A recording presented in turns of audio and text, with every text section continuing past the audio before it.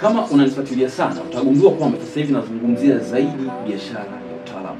Na pengine utakuwa unajiuliza sana, huyu mwalimu wa utaalamu ni nani?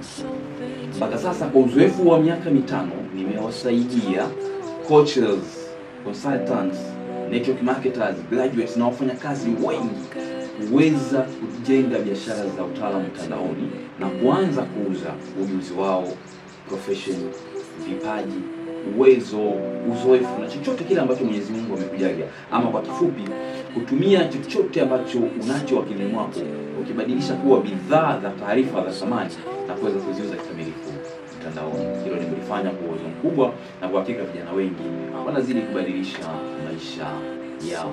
Sasa unavyoniona hapa kama mwalimu wa utaalamu, huu ni upande wangu wa pili tu, lakini kwa uhalisia mimi ni mkufunzi kutoka Chuo Kikuu cha Dar es Salaam ambaye nimewekeza zaidi kwenye mawasiliano na masoko.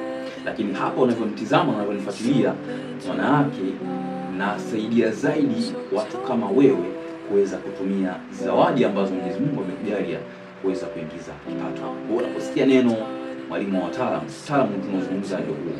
Iwe ni mapishi, iwe ni mekanika, iwe ni fundi seremala, iwe ni ushoni, iwe ni designing, chochote kile ambacho unakiweza kwenye afya, sijui kwenye mambo ya AI, sijui kwenye chochote kile ambacho unachokiweza, tutakusaidia kuweza kutengeneza biashara ya utaalamu, kuweza kujenga jina lako mtandaoni na kuweza kuwafikia watu kwa uwezo mkubwa.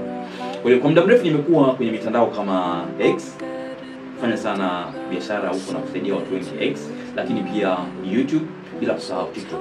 Tumekuwa na community kubwa, tunawasaidia watu wengi kuweza kubadilisha maisha yao. Kwa hiyo sasa hivi tunaweka nguvu kubwa hapa Instagram.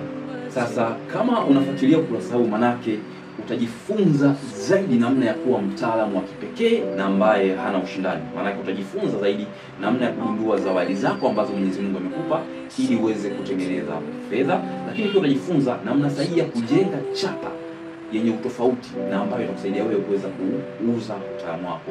Bila kusahau ujuzi wa thamani ambao utakusaidia kuweza kuuza bidhaa ama huduma zako kwa uwezo mkubwa, na bila kusahau kujenga mindset, positive mindset ambayo ndiyo chanzo cha mafanikio kwenye biashara yoyote. Kwa hiyo naamini na wewe hapo ulipo unatamani kuwa mtaalamu kwenye eneo fulani hivi. Tuambie chini kwenye comment, wewe ni mtaalamu wa eneo gani, ama unapenda kuwa mtaalamu wa eneo gani, ili kila mtu aweze kuona kile kitu tunachokifanya na aweze kuzingatia. Usisahau pia kufollow na kuhakikisha unaendelea kupata madini kutoka kwa mwalimu wa utaalamu ili uendelee kuboresha kile kitu ambacho uko nacho.